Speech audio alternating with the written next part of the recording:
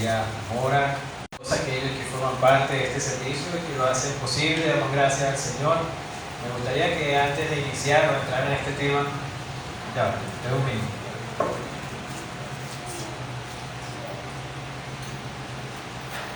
Son unos centímetros, pero me sentía muy atrás. Vamos a poner este tiempo en manos del Señor. Vamos a orar al Señor.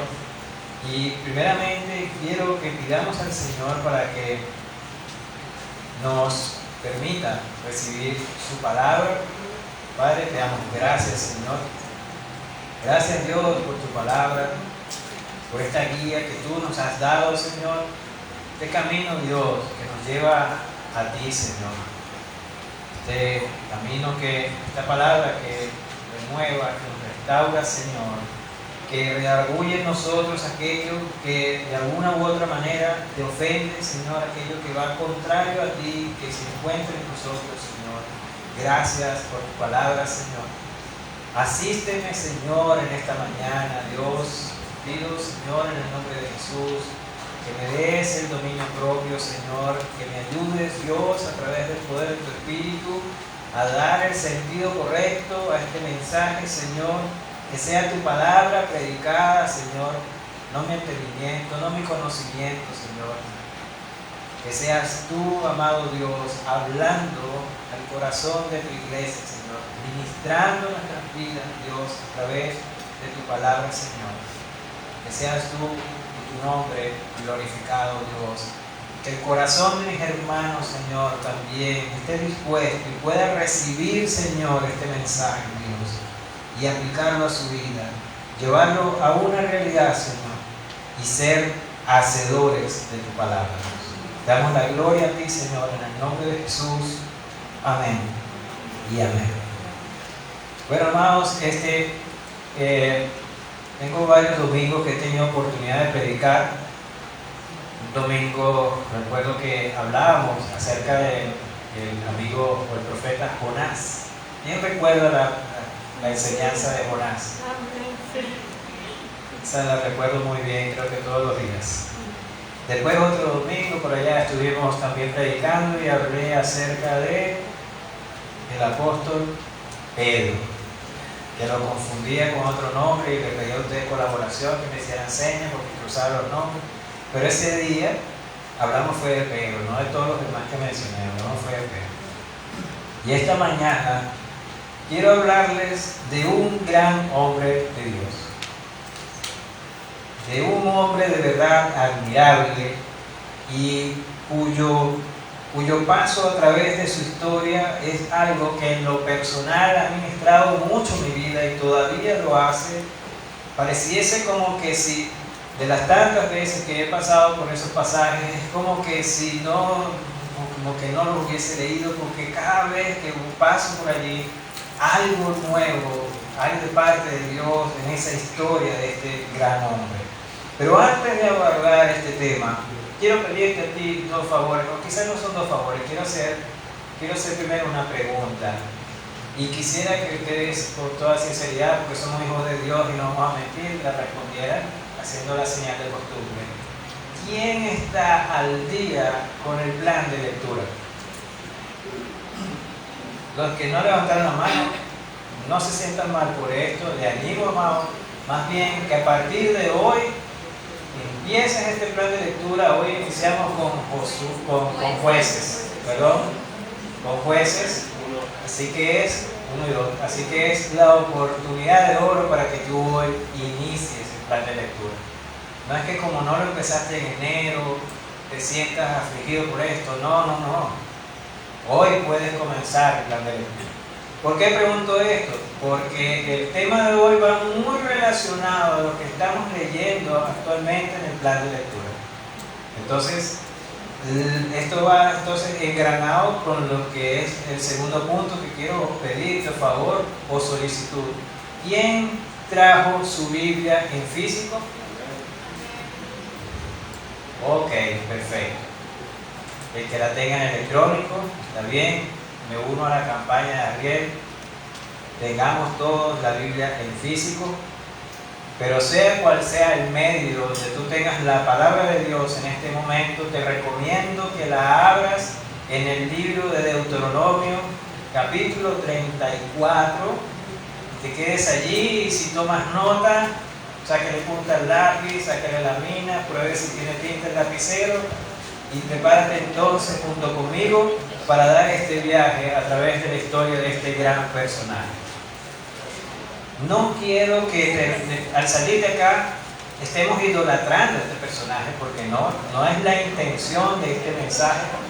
Vamos a tomar muchas cosas de aquí que podemos aplicar a nuestra vida. El pasaje es Deuteronomio 34. ¿Ok? ¿Lo tenemos allí? ¿Listos? Arrancamos entonces con este viaje. Dice la palabra del Señor, Deuteronomio 34. Subió Moisés de los campos de Moab al monte Nebo, a la cumbre del Pisga, que está enfrente de Jericó, y le mostró Jehová toda la tierra de Galaad hasta Dan, todo Neftalí y la tierra de Efraín y de Manasés, toda la tierra de Judá hasta el mar occidental, Negev y la llanura, la vega de Jericó, ciudad de las palmeras hasta Zoar. Y le dijo Jehová: esta es la tierra de que juré a Abraham, a Isaac y a Jacob, diciendo: a tu descendencia la daré. Te he permitido verla con tus ojos, mas no pasarás allá. Y murió allí Moisés, siervo de Jehová, en la tierra de Moab, conforme al dicho de Jehová, y lo enterró en el valle, en la tierra de Moab, enfrente de Bet-peor. Y ninguno conoce el lugar de su sepultura hasta hoy. Era Moisés de edad de 120 años cuando murió. Sus ojos nunca se oscurecieron, ni perdió su vigor. Y lloraron los hijos de Israel a Moisés en los campos de Moab 30 días. Y así se cumplieron los días del lloro y del luto de Moisés. Y Josué, hijo de Nun, fue lleno del espíritu de sabiduría, porque Moisés había puesto sus manos sobre él, y los hijos de Israel le obedecieron e hicieron como Jehová mandó a Moisés. Y nunca más se levantó profeta en Israel como Moisés, a quien haya conocido Jehová que haya conocido Jehová cara a cara. Nadie como él en todas las señales y prodigios que Jehová le envió a hacer en tierra de Egipto a Faraón y a todos sus siervos y a toda su tierra, y en el gran poder y en los hechos grandiosos y terribles que Moisés hizo a la vista de todo Israel.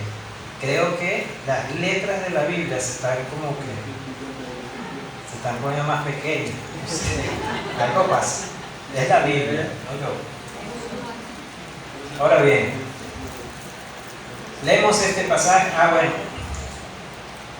Pasando la página, quiero también leer el verso 1 y 2 de Josué 1.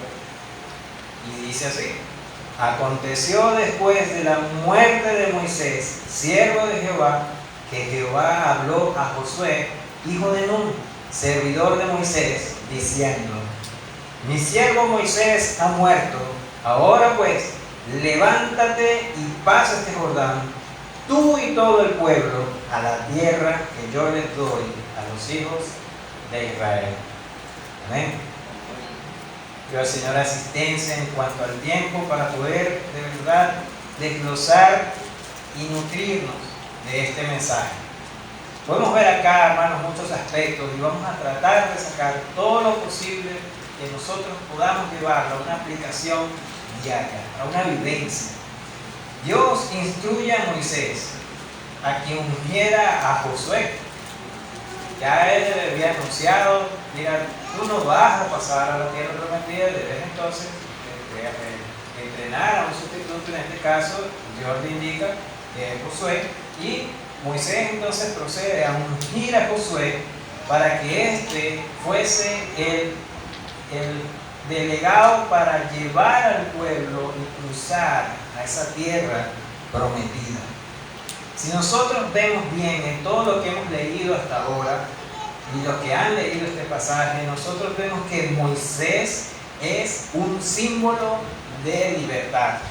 ¿Por qué Moisés es un símbolo de libertad? Moisés es la persona, el instrumento, el encargado de parte de Dios de sacar al pueblo de Israel de la esclavitud de Egipto, llevarlo a un desierto y liderarlo durante más de 40 años. Entonces Moisés es, en este caso, un símbolo de libertad. En teología se dice que Moisés es un tipo de Cristo o es una sombra del porvenir, de lo que había de llegar por ser un libertador. Sin embargo, hay aspectos de la vida de Moisés que no pudo satisfacer como lo hizo Cristo. Ahora bien, si Moisés representa ese símbolo de libertad, fue ese instrumento divino por parte de Dios para liberar al pueblo de Israel de Egipto, entonces Josué es el símbolo de la victoria. Moisés los libera de Egipto y Josué lleva al pueblo de Israel a vencer a todas aquellas tribus que estaban en ese momento instaladas en esa tierra prometida. Y usted lee en la historia de Josué todas las batallas que ellos tuvieron, todas las victorias que obtuvieron y que pudieron por fin llegar y ocupar la tierra que Dios les había concedido. Entonces Josué es ese símbolo de victoria. Ambos, tanto Moisés como Josué, no pudieron cumplir con ambas tareas. Vemos que Moisés, la libertad, Josué, la victoria, pero ambos como individuos no pudieron cumplir ambas tareas a la vez. Solo Jesús ha podido liberarnos de las garras del pecado y llevarnos, obrar en nuestra vida hasta llevarnos a esa tierra prometida, a ese lugar de la presencia misma del Padre a través de la paga. Una paga consumida, una muerte de cruz, un sacrificio de la cruz. Lo que Moisés y Josué no pudieron hacer de forma individual, Jesús sí lo hizo posible. A través del sacrificio en la cruz, Él nos ha dado acceso al Padre. Nos ha llevado a su mera presencia. Con confianza podemos nosotros acceder a Él, gracias a ese sacrificio en la cruz. Ahora bien, vemos acá en este pasaje que acabo de leer, Moisés, quien sube de los campos de Moab al monte Nebo. Moisés ya estaba pasado en años, sin embargo la palabra dice que él no perdió su vigor. Entonces este señor, este anciano, subió al monte a donde el Señor le dijo. Y yo veo esto y no es que subió hasta la mitad, no, para poder observar la tierra prometida él tenía que llegar hasta arriba. Este hombre llegó hasta allí. Y no quiero que esto suene humanista para nada, pero sí debemos ponernos en el contexto, y en algún momento, en lo personal lo he hecho así. Yo me imagino a Moisés parado en la cúspide de ese monte, viendo la tierra donde fluye leche y miel, la que el Señor le nombró yo no sé cuántas veces, viendo esos campos, viendo esas llanuras, esas montañas tan hermosas, todo lo que el Señor le había prometido lo veía, estaba ahí frente a sus ojos. Y Moisés había llevado al pueblo de Israel 40 años esperando por esta tierra prometida, y ahora está en este monte observándola. Y yo he llegado a pensar Lo digo así porque es mi sentir, es mi apreciación de que esto fue un momento algo triste para Moisés. El ver esa promesa, el observarla, y en este momento el sentir, oye, yo hubiese podido entrar ahí. Y aparte de esto, ya el Señor le había dicho a Moisés todo lo que le iba a suceder. Moisés entonces también debía despedirse del pueblo que llevó por más de 40 años. Yo no creo que eso fue Moisés puñito, y no, es verdad, yo creo, conociendo y leyendo la personalidad de Moisés, estudiando a este gran personaje de la Biblia, este pueblo para él era como un hijo, porque él lo llevó con suma paciencia, y sí que tuvo paciencia, para llevarnos por el desierto. Entonces él debía despedirse, el pueblo igual también debería despedir a Moisés luego de haberlo acompañado por ese peregrinar. Sin embargo, Moisés por su parte obedece a Dios, sube al monte de acuerdo a la instrucción recibida, y esto no debió haber sido sencillo para este hombre. Pero por otro lado, yo me imagino el gozo que debía tener Moisés. La Biblia no describe esto, pero yo digo, oye, yo no creo que Moisés estuviese allí lamentándose, llorando, triste, porque vi la tierra y lo que pasó, porque había un gozo, yo me imagino un gozo en él, el saber que ahora iba a pasar al otro lado de la eternidad, y entonces del otro lado de la eternidad iba a poder contemplar a Dios cara a cara. Iba a pasar al otro lado de la eternidad, iba a suceder algo que Moisés deseaba. Era como cumplir un sueño en la vida de Moisés, permanecer en la presencia de Dios. Y lo vemos en Éxodo 33, que le busquen allá en su Biblia, y conmigo José lo pone en la pantalla. Éxodo 33, 18 dice: Él entonces te dijo, te ruego que me muestres tu gloria. Moisés le expresaba al Señor el deseo de ver su gloria. Y Dios le responde más adelante, verso 20: no podrás ver mi rostro, porque no me verá hombre y vivirá. Moisés tenía este anhelo de ver el rostro de Dios y permanecer en la presencia de Dios. ¿Cuántas veces nosotros no hemos deseado esto? ¿Cuántas veces en tu vida tú nos has dicho de forma eufórica: yo quiero permanecer en la presencia del Señor, yo quiero vivir en su presencia, yo quiero estar con Él, yo quiero permanecer en Él? ¿Cuántos de nosotros estamos dispuestos a hacer los ajustes que sean necesarios en nuestra vida para nosotros entonces así poder deleitarnos en la presencia del Señor y poder verle cara a cara, en un sentido espiritual, lo digo? Que nosotros podamos contemplar la hermosura del Señor cara a cara, vivir en su presencia aún de este lado de la eternidad, nosotros poder contemplar su gloria. Pero hay ajustes que nosotros debemos hacer.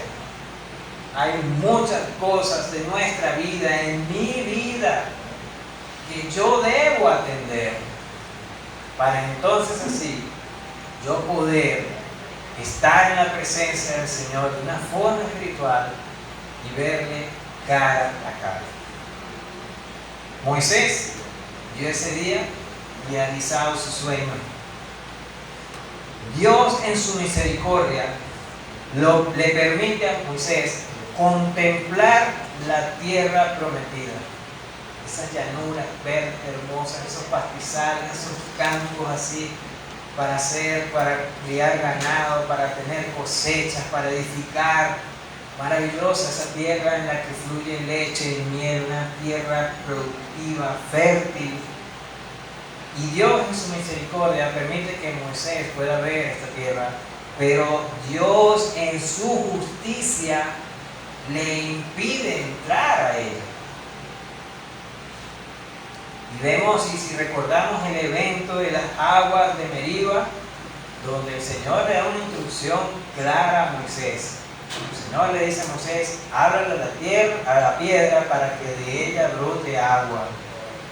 Y Moisés asume una actitud enojado, y en vez de hablarle a la tierra, habla al pueblo como con un grado de arrogancia, y llega a la piedra y le da 2 golpes, pam, pam, y sí, sale el agua. Pero después esto le trajo consecuencias, porque no glorificó el nombre de Dios, no glorificó su santidad con el pueblo de Israel.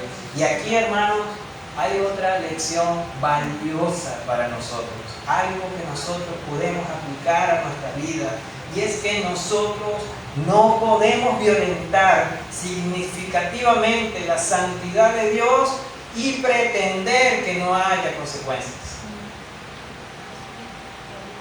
Si nosotros violentamos la santidad de Dios, si damos la espalda a sus principios, a su palabra, a sus ordenanzas, entonces esto va a acarrear para nosotros una pérdida de privilegios.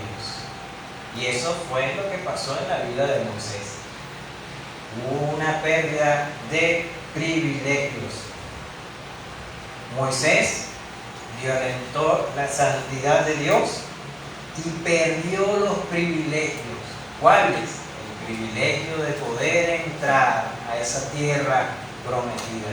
Solo la verás, pero no entrarás en ella. Adán le dio una mordida a una fruta y también perdió el privilegio de permanecer en el jardín del Edén, que representaba la morada de Dios. Ese lugar representaba la presencia misma de Dios, una comunicación directa con el Señor, una relación íntima y cercana, cara a cara con Dios. Por una mordida de una fruta, perdió los privilegios. Si vamos y seguimos leyendo en la Biblia, también tenemos otro ejemplo. David también mordió una fruta prohibida y también perdió privilegios.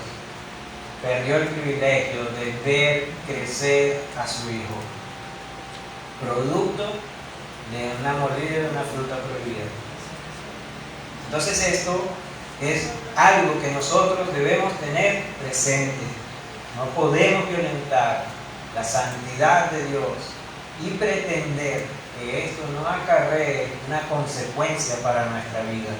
No puedo pretender yo ser infiel a mi hogar y pretender conservarlo.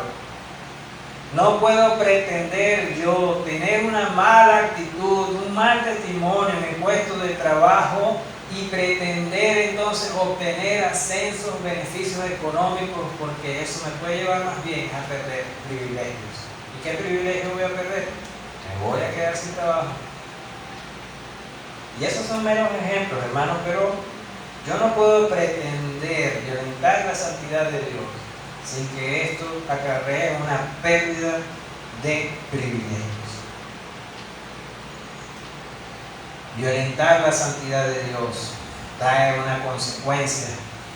Un pecado, amados, genera consecuencias, y eso no debemos omitirlo en nuestra vida. Y no estoy hablando de un pecado grande o pequeño o mediano. No, hermanito, eso es una mentira blanca, tranquilo, nadie se va a enterar, no pasa nada. Esas imágenes que estás viendo en Instagram, tranquilo, no, eso no te va a generar nada. Son 30 minutos, ¿qué pasa con eso? Pero no, hermano, el pecado trae consecuencias. Y nosotros, ante estas consecuencias, más allá de nosotros revelarnos a Dios o contender con Dios, o como decimos algunos muy evangélicamente, estoy enluchado con Dios, eso no existe. Eso no existe, hermano. Tú eres creación, ¿cómo tú te vas a luchar con Dios? Eso no existe, eso sácalo de tu vocabulario, eso anulado, borrado, execrado, eso no puede estar en la vida de un creyente. Yo no me puedo luchar con Dios. Que un hijo suyo se luche con usted para ver cómo usted va a reaccionar. Un jalón de oreja y vaya por el cuarto. Pero es que aquí no hay eso de que me luche con Dios. Ante las consecuencias que un pecado puede traer a mi vida, ¿cuáles son las actitudes que yo tomo ante esto? ¿Me rebelo ante Dios o por el contrario, reconozco que he fallado, que le necesito, que necesito su restauración, que reconozco que he hecho mal y este es el primer paso entonces en nuestra vida para una restauración? Amén. Si vamos entonces al mismo pasaje de Deuteronomio y vamos ahora con el verso, vamos a leer el verso 5 y el verso 6, y dice aquí que y murió allí Moisés, siervo de Jehová, en la tierra de Moab, conforme al dicho de Jehová, y lo enterró en el valle, en la tierra de Moab, enfrente de Bet-peor, y ninguno conoce el lugar de su sepultura hasta hoy. Dios sabía la inclinación del corazón del hombre a la idolatría. ¿Usted se imagina que se hubiese revelado el lugar de sepultura de Moisés? Con todo lo que ese hombre hizo, todas las señales que Dios hizo a través de él. ¿Usted se imagina esto? Que van a tener un altar para Moisés, cruces con Moisés y toda una serie de cosas con Moisés. Y no, el lugar de sepultura de Moisés no fue revelado porque Dios conoce nuestra tendencia a la idolatría, hermanos. Y cuántas veces nosotros hemos escuchado a personas, familiares, amigos y hasta nosotros mismos incurrimos en los errores de: ay, yo voy a pedir a mi abuela que ya partió, que por favor interceda al Señor y ore y protejan a fulanito de tal. Entonces empezamos nosotros a orar, a rezarle a un difunto. ¿Cuántas veces hemos nosotros escuchado eso? ¿Cuántas veces hemos visto personas rezándole a una figura, pidiéndole a esto, peregrinando con una figura? ¿Cuántas veces han sucedido estas cosas? Dios sabe que nosotros, nuestro corazón está inclinado a la idolatría y que nosotros entonces terminamos rezándole a unos supuestos santos y nada más lejos del error, hermanos. Si vemos ahora en el verso 7, dice que era Moisés de edad de 120 años cuando murió. Sus ojos nunca se oscurecieron ni perdió su vigor. Aquí hay algo también que podemos tomar acá, que es un detalle de esto. Moisés no murió de una enfermedad. Moisés no tenía una enfermedad terminal, no tenía algo en su cuerpo, o es que sus órganos dejaron de funcionar como tal, no. Moisés no murió como nosotros. Moisés murió en salud. Moisés muere porque él había cumplido el propósito para su vida. Él había cumplido el propósito para su vida, ya aquí terminó el mandado, vamos. Así que tú puedes tener la seguridad de que tú no vas a partir de este mundo hasta que usted cumpla el propósito que Dios tiene para tu vida. La tierra prometida es una sombra del porvenir, es ese símbolo de la gloria prometida. Moisés deseaba introducir al pueblo a la tierra prometida, pero falló en el cumplimiento de la ley que lleva su nombre. Por esa razón, nosotros necesitamos a Cristo. Nadie, hermanos, nadie puede cumplir la ley de Dios.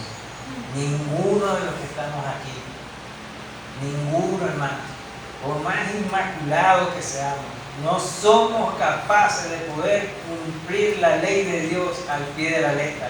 Solo uno fue capaz. Solo uno pudo satisfacer la ley de Dios. Solo uno pudo darle cumplimiento y ese es Cristo. Por eso le necesitamos, hermano. Nosotros no somos capaces de cumplir con esta comisión. Nosotros, leyendo todo este pasaje, venimos paseándonos a través del plan de lectura. Vuelvo otra vez y les animo, hermano, agárrese el plan de lectura hoy mismo, hermano.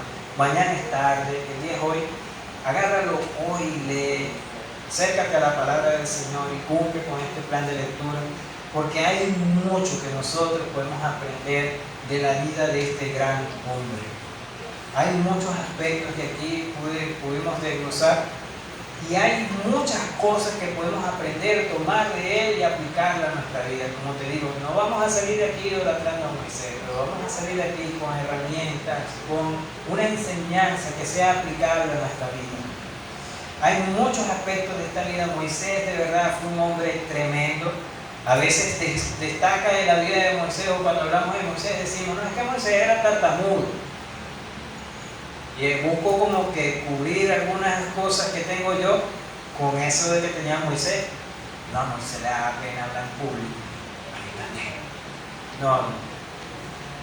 No es eso solo lo que destaca de la vida de Moisés. Moisés es un gran hombre. Un libertador que sacó al pueblo desde el Egipto, lo sacó de esa esclavitud, los llevó por el desierto, aguantó cosas impensables, hermano. Lo que yo digo la Biblia nos muestra, pero yo digo ahí debe haber mucho más de lo que Moisés tuvo que haber vivido con el pueblo de Israel. Pero si vemos a Moisés, por ejemplo, como líder, Moisés tomó nada más y nada menos a más de 2 millones de personas que estaban en la esclavitud. 2 millones de personas. ¿Quiénes son aquí docentes? Levante la mano los docentes. ¿Hay algún docente por aquí? Aquí están mis 2 hermanitas que yo sé que son docentes. Que me digan ellas cómo la llevan ellas con un salón con 50, 40 peladitos. Es tremendo, es fuerte. Pero es bastante complicado, pero Moisés llevaba 2 millones de personas, a más de 2 millones de personas los sacó de Egipto, los llevó por el desierto, los lideró por más de 40 años, aún a pesar del corazón rebelde del pueblo de Israel, porque de paso Israel no era ninguna papaya. Y qué cosa tan tremenda, aún así Moisés vivió 120 años. Hay que destacar eso. Si vemos a Moisés como legislador, la relación de Moisés, quien fue el promulgador de la ley, fue tan extraordinaria, su relación con la ley, que él mismo promulgó, que aún Jesús, al referirse a la ley de Dios, se refiere a esta y la llama como la ley de Moisés. Tremendo. Reconociendo así el mismo Jesús que Dios usó a este hombre para promulgar su ley. Y no es que solamente él promulgó la ley, él tenía un compromiso real con la ley, por cumplirla. Si vemos a Moisés como soldado, ¡wow! Tiene buen récord Moisés. 0 batallas perdidas. Y puedes tomar la Biblia, hermano, porque yo lo hice. Y siéndote sincero, agarré hasta la inteligencia artificial y le pregunté para ver si se me escapó algún pasaje por allí. Estaba que le escribía al pastor. Pero no. 0 batallas perdidas tiene el amigo Moisés.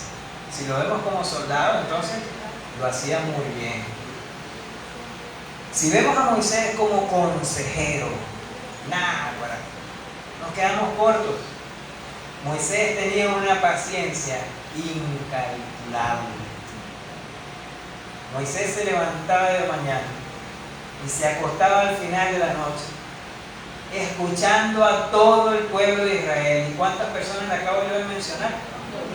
Más de 2 millones. Este hombre se sentaba desde que salía el sol hasta que se ocultaba, escuchando las situaciones del pueblo de Israel, entendiendo todos sus asuntos, todas las quejas, todos los conflictos que podían haber. O sea, tenía una paciencia y aún así vivió 120 años. Este hombre era caracterizado por un corazón pastoral. Escuchaba las quejas del pueblo. Era un consejero. ¿Dónde podemos nosotros encontrar un consejero de ese calibre? Está alta la vara. Está alta la vara, porque yo veía a Moisés se paraba en la mañana, se acostaba en la tarde, 2 millones de personas. No quiero sacar cuenta de cuántos promedio eran por día, pero yo veo pastor en la iglesia, en una congregación, no más de 150 personas. Yo no tengo capacidad de escucharlos a los 150 en un día. Lo reconozco, hermano, le pido a Dios sabiduría, pero no tengo la capacidad. En algún momento nos vamos a esgotar, nos vamos a quedar cortos, y cuando se siente un hermano, no hermano, mire que mi esposa, no, bueno, déjalo así, hermano, vamos a comer pollo. Porque sí, hermano, es que era admirable la actitud de Moisés. Si vemos a Moisés ahora como siervo, repetidas veces Dios lo llama Moisés, mi siervo, de una forma íntima. Mi siervo Moisés. Y usted puede leer en Números 12:3, dice que no hubo otra persona tan humilde como Moisés. No hubo. Entonces, era caracterizado por ese nivel de humildad. Y si tú recuerdas prédicas por allá muy atrás, donde hablamos del significado de humildad, de la raíz de esta palabra es humus, tierra, que era reducirse. O sea, era una sujeción, una dependencia absoluta a Dios. Si vemos ahora a Moisés como un profeta, vemos el verso 10. Del 10 al 12 dice: y nunca más se levantó profeta en Israel como Moisés, a quien haya conocido Jehová cara a cara. Nadie como él en todas las señales y prodigios que Jehová le envió a hacer en tierra de Egipto, a Faraón y a todos los siervos y a toda su tierra, y en el gran poder y en los hechos grandiosos y terribles que Moisés hizo a la vista de todo Israel. Como profeta era incomparable. Por allá en Deuteronomio 18:18 dice que Dios habla al pueblo y dice que le dice a Moisés: levantaré profeta como tú. Nada más y nada menos, hermano. Mire, si quiere búsquelo conmigo, Deuteronomio 18:18. Dice que profeta le levantaré de en medio de tus hermanos como tú, y pondré mis palabras en su boca, y él les hablará todo lo que yo le mandaré. Se me mueven las letras de esta Biblia, está rara. Entonces, como profeta, nada más y nada menos, Dios le dice a Moisés: levantaré un profeta como tú. Eres referente como tú. Entonces, un gran hombre. Si lo vemos como un intercesor, extraordinario. ¿Cuántas veces leíste en el plan de lectura a Moisés intercediendo por el pueblo de Israel? Raramente usted va a leer en la palabra de Dios que Dios no escuchó a Moisés. En realidad hay solo 2 casos donde Dios no escuchó a Moisés. El primero de ellos fue cuando Moisés intercede por el pueblo de Israel. Dios lo escucha. No, Dios estaba a punto de que agarrara a Israel y ya. Pero él intercede, Dios lo escucha. Pero después Moisés les dice: si quieres, quítame la vida a mí antes que se la quites a ellos. Y eso no procede. Dios no escuchó esa oración.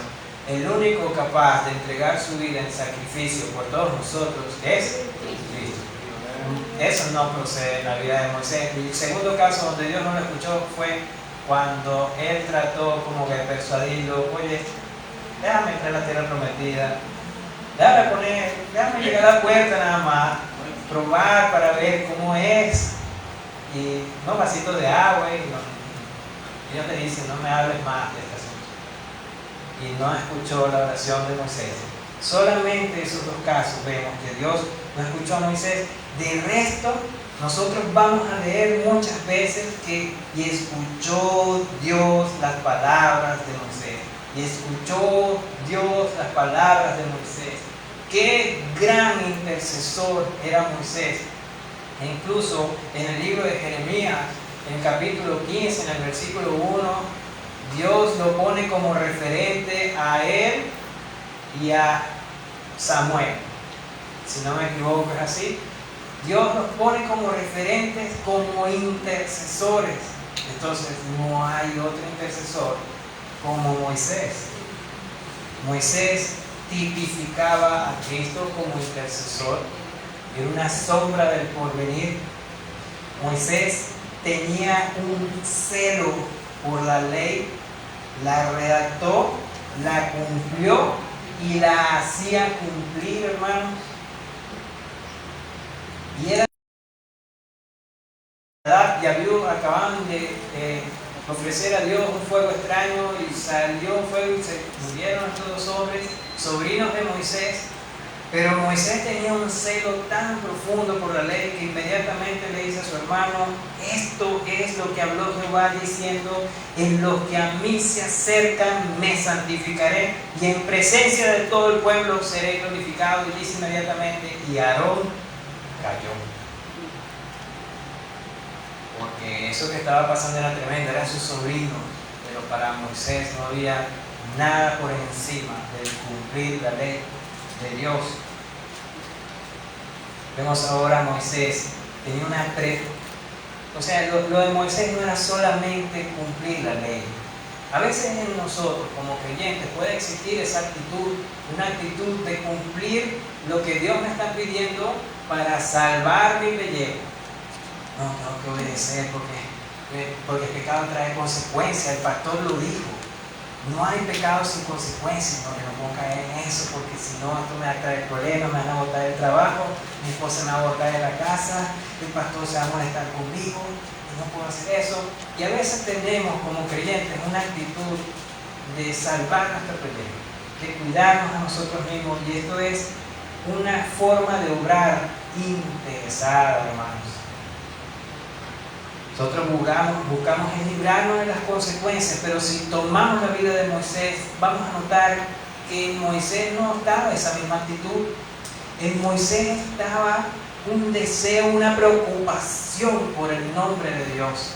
Cuando Dios decía: voy a ir, los voy a aniquilar todos, y ya está bueno para este pueblo de Israel, Moisés como decía: Señor, pero ¿qué van a decir las naciones extranjeras? Las naciones extranjeras van a decir que tú nos sacaste de allá de Egipto para traernos aquí y matarnos. ¿Qué van a decir de ti, Señor? Su preocupación era no enlodar el nombre de Dios, que el nombre del Señor fuese glorificado en todo momento, que nada le quitara la gloria a Dios. Esa es la actitud que tenía Moisés y es la actitud que debe existir en el corazón de la iglesia. Amén.